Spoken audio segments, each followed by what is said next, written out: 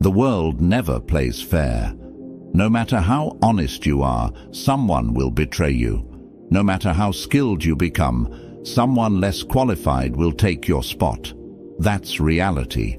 But those who understand this reality, they survive. And those who survive, they rule. This is a power you can't see, but everyone feels it. This is dark intelligence. Dark intelligence is born when people get betrayed, humiliated, and defeated. Others break down, but you build strength from that pain. It's the kind of intelligence that listens, watches, stays quiet, and strikes at the perfect moment. While others argue, you gather information. While they get angry, you calculate. While they drown in emotions, you plan the future. Most people play checkers. You're about to learn how to play chess. But before we dive deep, let me be crystal clear. This knowledge is for protection, not destruction. Use it to defend yourself, not to hurt innocent people. The goal is to understand the game, not to become the villain.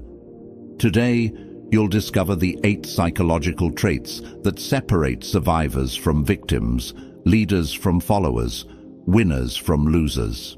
Now, I want you to drop this affirmation in the comments. I choose to be strategically intelligent, not emotionally reactive.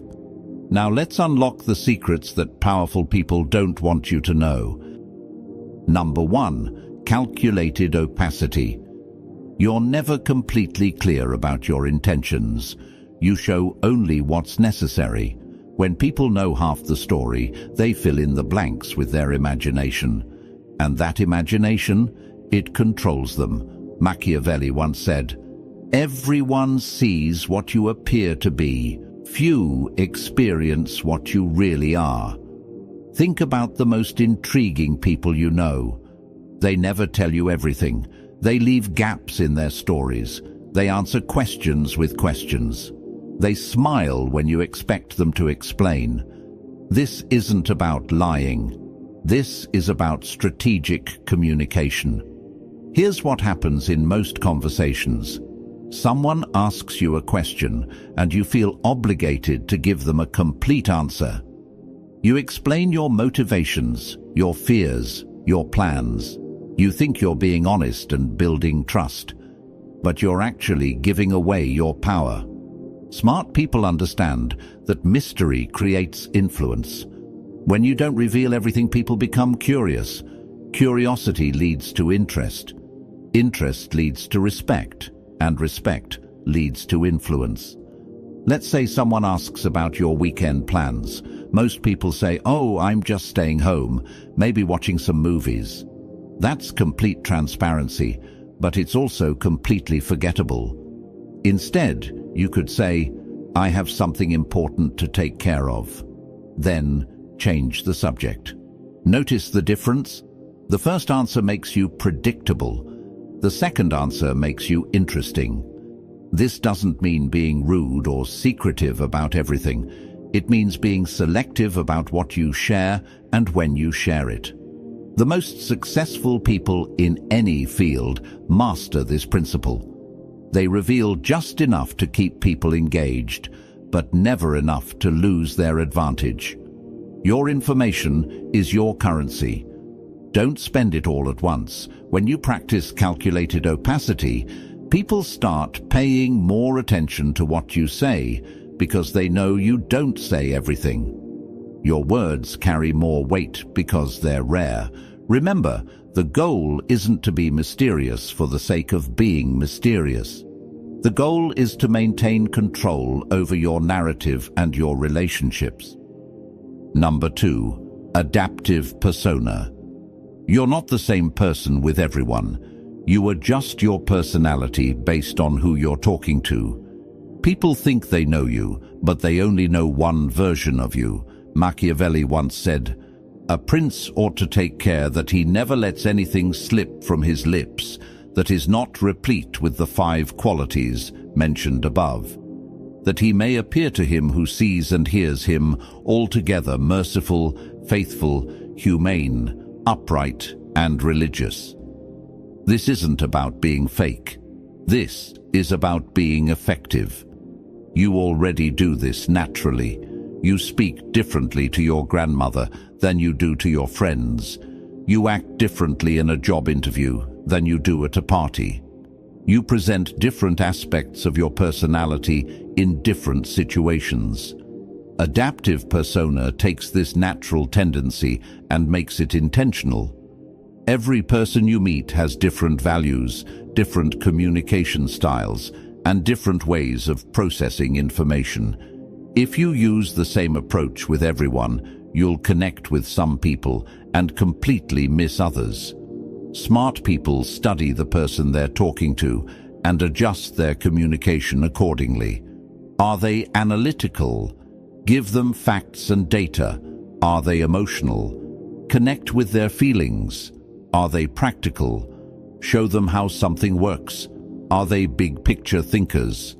Paint the vision. This isn't manipulation. This is communication intelligence. Think about water. Water takes the shape of whatever container it's in, but it never loses its essential properties. It's still water whether it's in a cup, a bottle, or a lake. Your adaptive persona works the same way. You adjust your presentation to fit the situation, but you never lose your core values and principles. The mistake most people make is thinking they need to be authentic in the same way with everyone. But authenticity doesn't mean being identical in every situation. It means being genuinely yourself while adapting your expression to be most effective. When you master adaptive persona, you become someone who can connect with anyone. People feel understood when they're with you because you're speaking their language. This skill becomes incredibly powerful in negotiations, leadership situations, and building relationships.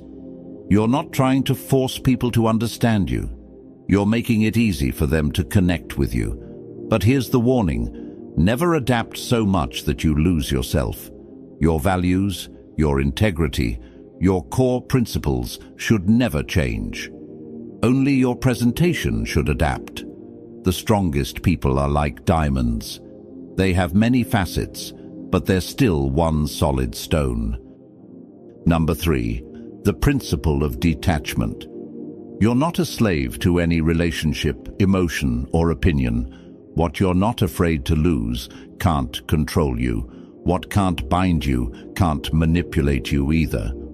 Machiavelli once said, "Since love and fear can hardly exist together, if we must choose between them, it is far safer to be feared than loved."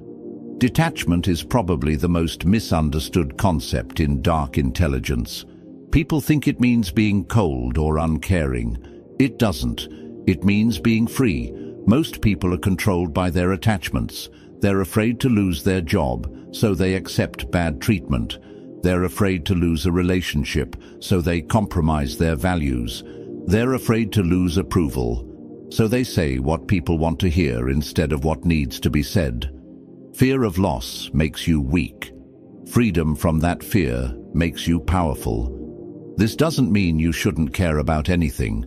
It means you shouldn't be desperate about anything. Imagine this. 2 people are negotiating a business deal. Person A really needs this deal to work out. They're counting on it. They've already made plans based on it happening. Person B would like the deal to work out, but they have other options. They're willing to walk away if the terms aren't right. Who do you think has more power in that negotiation? Person B, obviously. Because they're not attached to the outcome, they can negotiate from strength. Detachment gives you clarity. When you're not emotionally invested in being right, you can see situations more clearly. When you're not desperate for approval, you can make better decisions. When you're not afraid of being alone, you can choose better relationships. The paradox is this: the less you need something, the more likely you are to get it. Think about confident people. They're not confident because everything always goes their way. They're confident because they know they'll be okay even if things don't go their way. That's the power of detachment. Now, this doesn't mean being careless or indifferent. You should still work hard for your goals and care about the people in your life, but you should never be so attached to any outcome that you lose your ability to think clearly and act strategically. Detachment also protects you from manipulation. When someone tries to threaten you with taking away something you're not afraid to lose, their threat has no power. The most dangerous person in any room is the one who has nothing to lose. But the most powerful person in any room is the one who has everything to gain and nothing to fear. Practice this gradually. Start with small things. Don't be so attached to winning every argument. Don't be so attached to being liked by everyone. Don't be so attached to your plans working out exactly as you imagined. As you develop this skill, you'll notice something interesting. People start treating you with more respect. They sense that you can't be easily controlled, and that commands respect. Remember, detachment isn't about not caring. It's about caring without being controlled by that care. Number 4, silent leverage. You don't apply pressure directly, you wait. When people make mistakes and become vulnerable, your silent presence becomes the heaviest influence in the room. Machiavelli once said, "Never was anything great achieved without danger." Most people think power is loud. They think it's about raising your voice, making demands, and forcing your will on others. That's amateur hour. Real power whispers. Silent leverage is the art of creating influence without saying a word. It's about positioning yourself so that your mere presence changes the dynamic of any situation. Here's how it works. Instead of telling people what to do, you create situations where they naturally want to do what benefits you. Instead of demanding respect, you make yourself indispensable. Instead of fighting for power, you make people give it to you willingly. Let's break this down with practical examples. In conversations, silent leverage means knowing when to pause. Most people are uncomfortable with silence, so they fill it with words. Often those words reveal more than they intended to share. When you're comfortable with silence, you control the rhythm of the conversation. Next time someone asks you a difficult question, don't answer immediately. Pause. Look at them thoughtfully. Let the silence stretch for a few seconds. Then give your answer. Watch how it changes the weight of your response. In negotiations, silent leverage means having alternatives that you don't need to mention. When the other person knows you have options, they negotiate differently. You don't have to threaten to walk away. Your willingness to walk away is enough. In relationships, silent leverage means being the person who adds value without asking for recognition. When you consistently make other people's lives better, they naturally want to keep you around. You don't have to demand loyalty, you earn it through your actions. In professional settings, silent leverage means becoming the person everyone comes to for solutions. You don't announce that you're the problem solver. You just solve problems consistently until everyone knows they can count on you. The key to silent leverage is patience. You're not looking for immediate results. You're building long-term influence. Most people want instant gratification. They want to see immediate results from their efforts. But silent leverage works differently. You plant seeds and wait for them to grow. You make investments and wait for them to pay dividends. This requires a different mindset. You have to be comfortable with delayed gratification. You have to trust that your consistent actions will eventually create the influence you're seeking. What happens when you master silent leverage? People start coming to you for advice without you offering it. They start seeking your approval without you demanding it. They start following your lead without you asking them to. You become the quiet force that shapes outcomes without anyone realizing it's happening. But there's an important ethical consideration here. Silent leverage should never be used to manipulate people into doing things that harm them. The goal is to create win-win situations where everyone benefits. The most ethical use of silent leverage is to influence people toward better decisions for themselves and others. You're not tricking them, you're guiding them toward outcomes that serve everyone's best interests. Remember, silent leverage is not passive. You're still taking action, you're still making moves. You're just doing it quietly and strategically, instead of loudly and obviously. Number 5. Psychological echo. You reflect people's deepest needs and fears back to them. They think you're speaking their language, but actually, you're gaining understanding and influence. Machiavelli once said, "Men judge generally more by the eye than by the hand, for everyone can see and few can feel." Everyone sees what you appear to be. Few really know what you are. Psychological echo is about becoming a mirror that reflects back what people need to see and hear. This isn't about deception. It's about deep understanding and strategic communication. People don't buy products, services, or ideas. They buy solutions to their problems and fulfillment of their desires. When you can identify and reflect back their real needs, you become incredibly valuable to them. Most people are terrible at this because they're too focused on what they want to say instead of what the other person needs to hear. Let me explain how psychological echo works in practice. First, you have to become a student of human nature. You need to understand that everyone you meet is carrying invisible burdens, secret desires, and unspoken fears. Your job is to listen for clues about what those might be. When someone talks about their work, they're not just sharing information. They're revealing how they see themselves, what they value, and what they're worried about. When someone talks about their relationships, they're showing you their emotional patterns and their deepest needs. Most people listen to respond. You need to listen to understand. Here's a practical framework. Every person you meet is asking 3 silent questions. Do you see me? Do you understand me? Do you value me? When you can answer yes to all 3 of those questions through your words and actions, you create a powerful connection. The psychological echo technique involves reflecting back not just what people say, but what they mean. You listen for the emotion behind the words, the need behind the complaint, the fear behind the anger.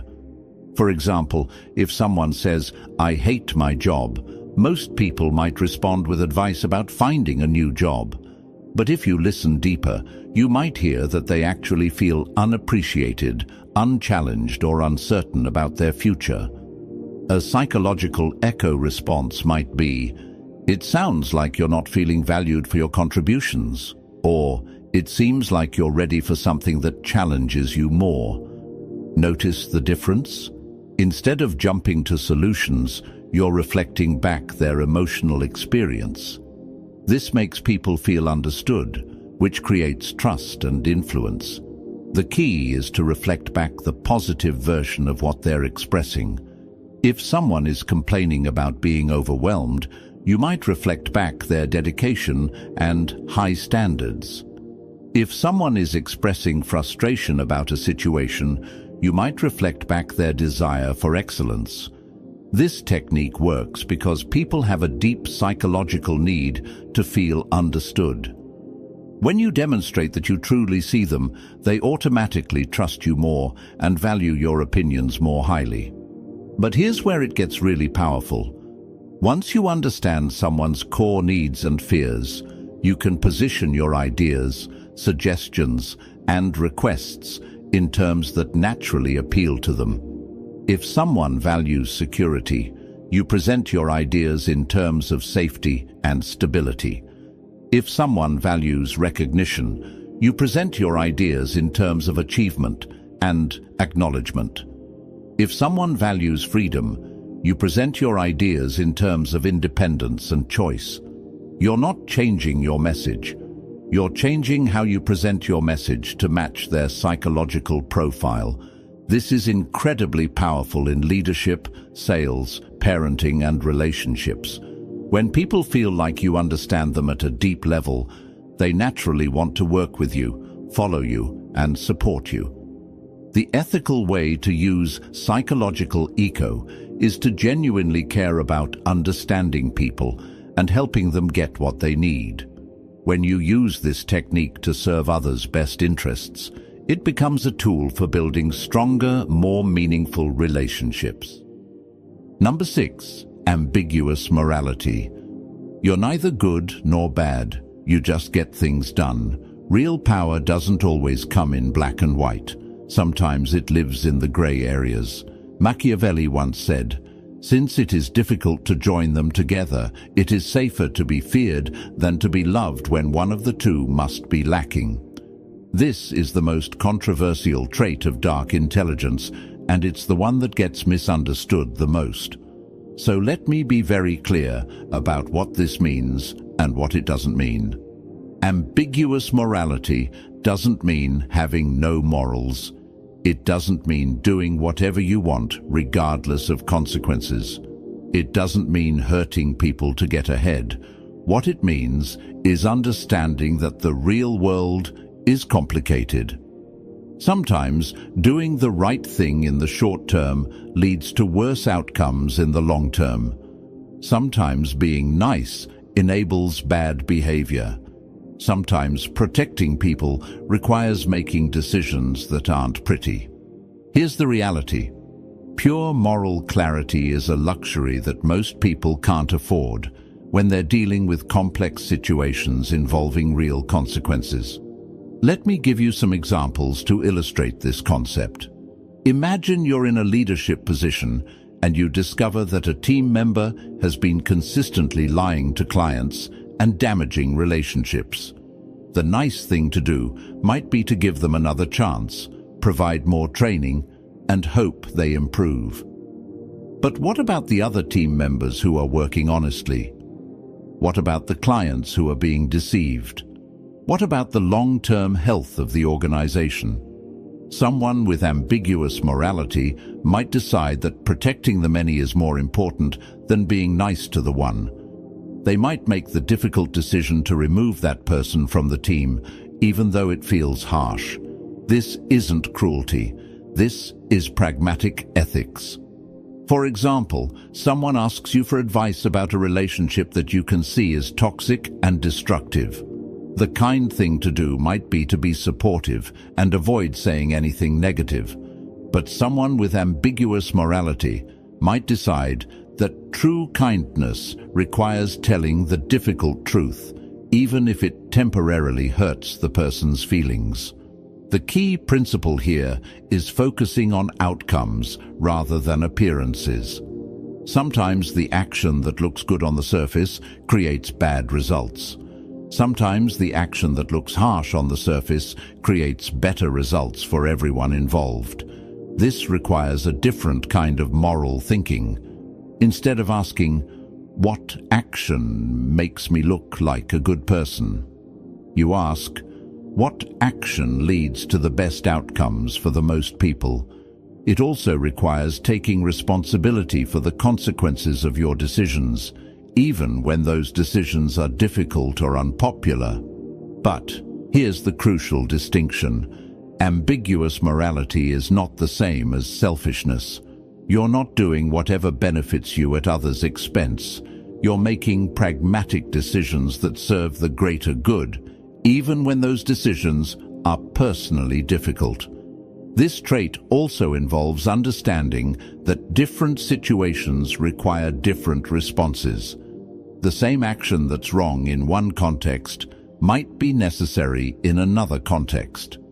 For example, being completely honest might be the right approach in a close personal relationship, but it might be counterproductive in certain professional negotiations where strategic disclosure is more effective.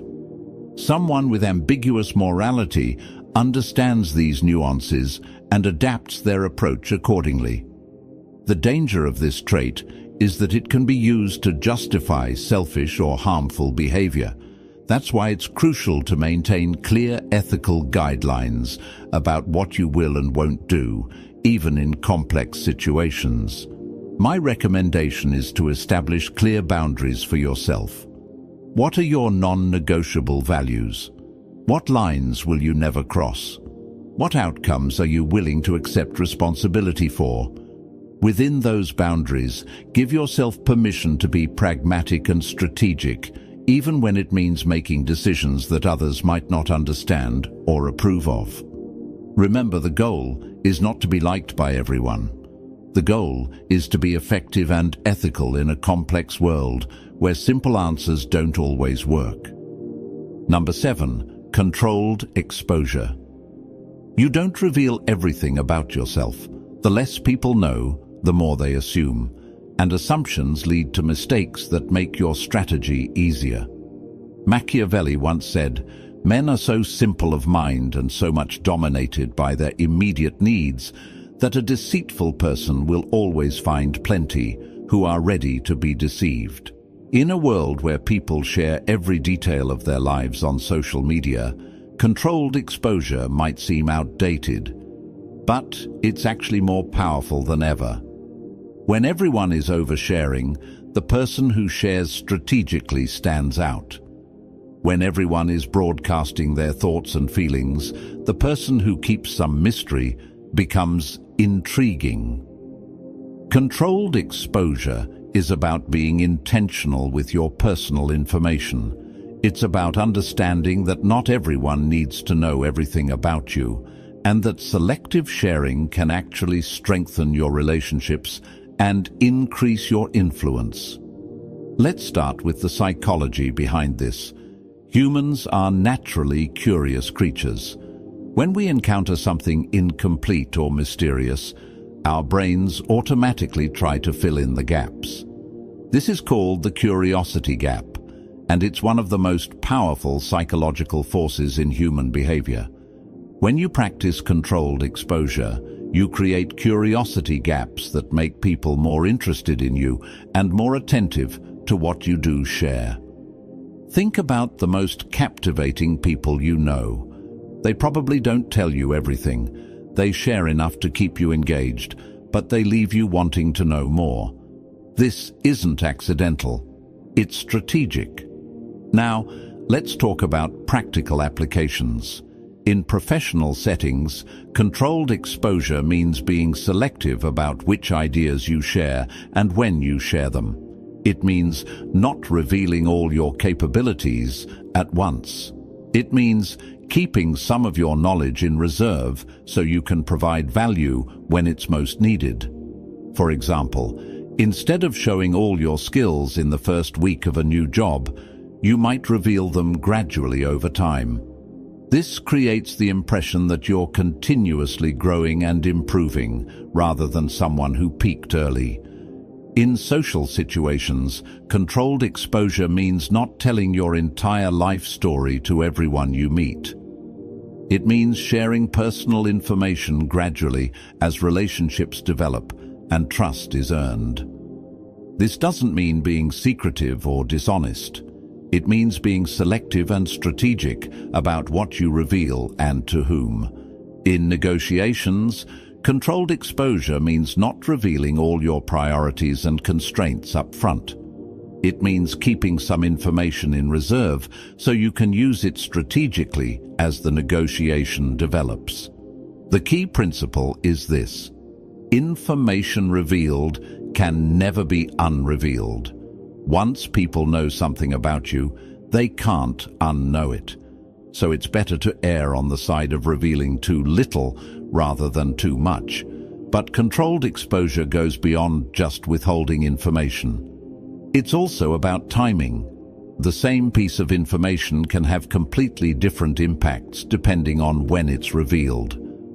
For example, revealing a particular skill or achievement early in a relationship might seem like bragging, but revealing the same information later when it's relevant to solving a problem makes you seem humble and helpful. Controlled exposure also involves understanding your audience. Different people need to know different things about you. Your level of disclosure should match the relationship and the situation. Your closest friends and family members should know more about you than your casual acquaintances. Your business partners should know different things about you than your competitors. Your employees should know different things about you than your peers. This isn't about being fake or manipulative. It's about being appropriate and strategic with your personal information. Here's another important aspect. Controlled exposure includes managing your digital footprint. Everything you post online, every comment you make, every photo you share becomes part of your permanent record. People will form opinions about you based on this information, often without ever meeting you. Smart people are intentional about their online presence. They understand that their digital persona is part of their overall strategy for how they want to be perceived and remembered. The goal of controlled exposure is not to be mysterious for the sake of being mysterious. The goal is to maintain control over your narrative and your relationships. When you reveal information strategically, you can guide how people perceive you. You can emphasize the aspects of your personality and experience that are most relevant to your current goals. You can avoid being pigeonholed or stereotyped based on incomplete information. But here's the balance you need to maintain. You want to share enough to build genuine connections with people, but not so much that you lose your strategic advantage. The most successful people understand this balance. They're open and genuine in their relationships, but they're also strategic about how much they reveal and when they reveal it. Number 8. Outcome obsession. You're not here to win arguments or prove points. You're here to get results. People who focus only on outcomes never waste time on unnecessary games. Machiavelli once said, "The promise given was a necessity of the past. The word broken is a necessity of the present." This is the trait that separates amateurs from professionals, dreamers from achievers, and talkers from doers. Most people get distracted by things that don't matter. They want to be right more than they want to be effective. They want to look good more than they want to get results. They want to feel good about their process more than they want to achieve their goals. Outcome obsession cuts through all of that noise. When you're outcome obsessed, you ask different questions. Instead of, "How can I prove I'm right?" you ask, "What result am I trying to achieve?" Instead of, "How can I look good in this situation?" you ask, "What actions will lead to the outcome I want?" This shift in thinking changes everything. Let's start with arguments and disagreements. Most people approach arguments like they're trying to win a debate. They focus on proving their point, catching the other person in contradictions, and demonstrating their superior knowledge or logic. But outcome-obsessed people approach disagreements differently. They ask, "What do I actually want to achieve from this conversation?"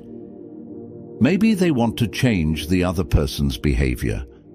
Maybe they want to reach a compromise. Maybe they want to gather information about the other person's perspective. Once they're clear on their desired outcome, they choose their approach accordingly. Sometimes that means winning the argument, but often it means something completely different. For example, if your goal is to change someone's behavior, proving them wrong might actually backfire. People don't like being wrong, and they often become more stubborn when they feel attacked. A better approach might be to help them reach the right conclusion on their own. If your goal is to maintain a good relationship while addressing a problem, being right might be less important than finding a solution that everyone can accept. This applies to every area of life. In professional settings, outcome obsession means focusing on what actually moves the business forward rather than what makes you look smart or important. It means choosing projects based on their impact rather than their visibility. It means making decisions based on data and results rather than politics and preferences. In personal relationships, outcome obsession means focusing on the health and happiness of the relationship rather than who's right or wrong in any particular disagreement. It means choosing your battles based on what actually matters rather than reacting to every minor irritation. In personal development, outcome obsession means measuring your progress by actual results rather than effort or intentions. It means being honest about what's working and what isn't, even when that's uncomfortable. Here's where outcome obsession gets really powerful. It helps you avoid the trap of looking busy without being productive. Many people confuse activity with achievement. They think that working hard automatically leads to good results. But outcome-obsessed people understand that you can work very hard on the wrong things and get nowhere.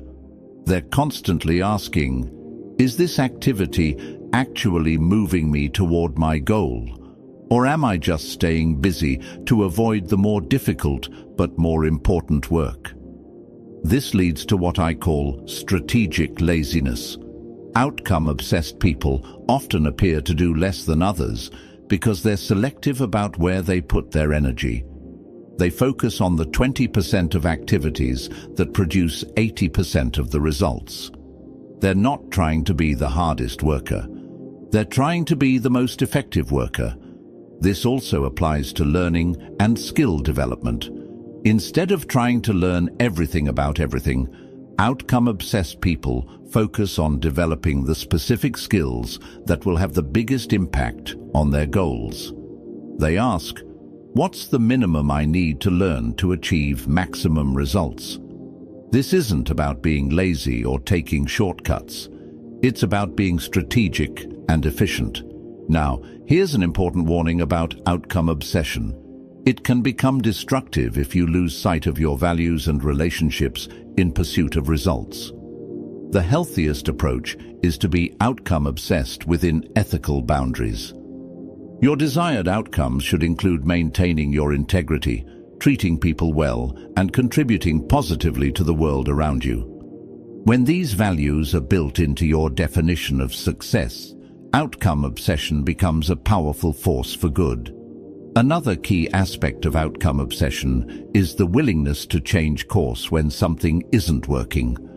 Most people get attached to their plans and strategies, even when those plans aren't producing results.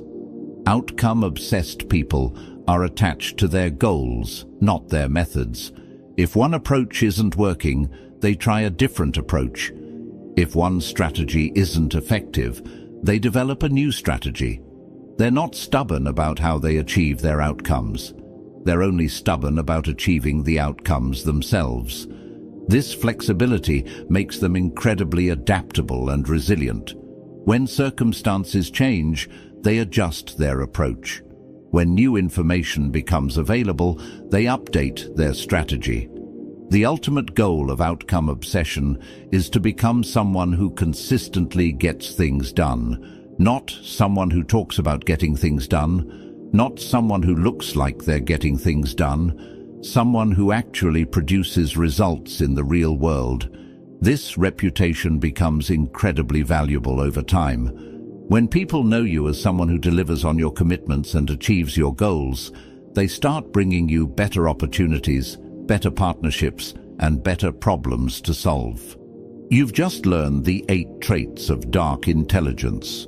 But knowledge without application is worthless. Pick one trait that resonated with you the most.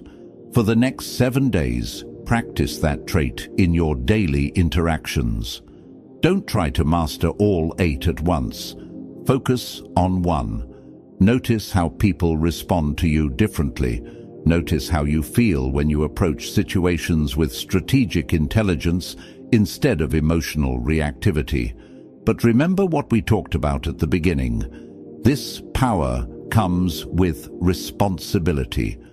Use these insights to protect yourself, not to harm others. Use them to create better outcomes for everyone, not just for yourself. The world needs more strategically intelligent people who use their knowledge ethically. People who can see through manipulation and protect themselves and others from it. People who can navigate complex situations and find solutions that serve the greater good. That's the true purpose of dark intelligence. Not to become a manipulator, but to become someone who can't be manipulated. Not to gain power over others, but to gain power over yourself and your circumstances. The most dangerous person in any room is the one with nothing to lose, but the most valuable person in any room is the one who understands human psychology and uses that understanding to make everyone's life better. Which kind of person do you choose to be? If this video changed how you think about intelligence and power, hit that like button. If you want more content about psychology, strategy, and human behavior, subscribe and ring the notification bell. Drop a comment and let me know. Which of these 8 traits do you see in the most successful people around you? And which one are you going to practice first?